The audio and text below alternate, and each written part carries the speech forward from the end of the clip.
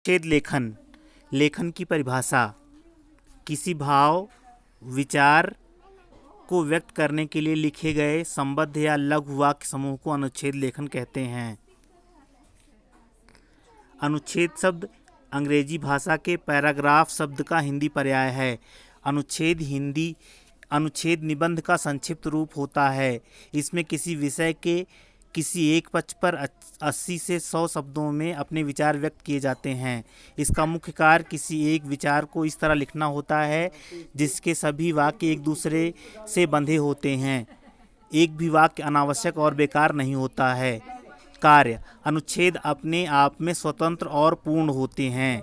अनुच्छेद का मुख्य विचार या भाव की कुंजी या तो आरंभ में रहती है या अंत में, अर्थात हमको अनुच्छेद के मुख्य विचार को उसके शुरू में या अंत में लिखना होगा।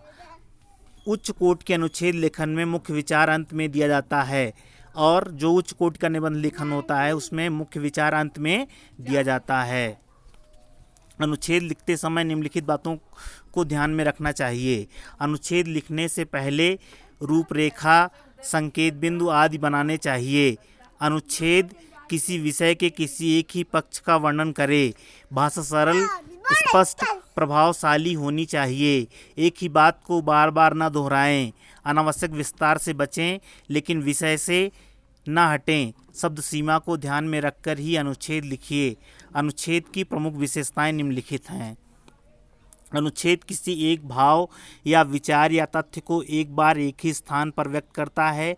इसमें अन्य विचार नहीं रहते। अनुच्छेद में वाक्य समूह में उद्देश्य की एकता रहती है। अप्रासंगिक बातों को हटा दिया जाता है, अर्थात ऐसी बातें जो अनुच्छेद से संबंधित नहीं हैं उनका उल्लेख नहीं किया जाता। अनुच्छेद में सभी वाक्य एक दूसरे से गठित और संबद्ध होते हैं। अनुच्छेद एक स्वतंत्र और पूर्ण रचना है जिसका कोई भी वाक्य अनावश्यक नहीं होता। उच्च कोटि के अनुच्छेद लेखन में विचारों को इस क्रम में रखा जाता है कि उनका आरंभ, मध्य और अंत आसानी से व्यक्त हो।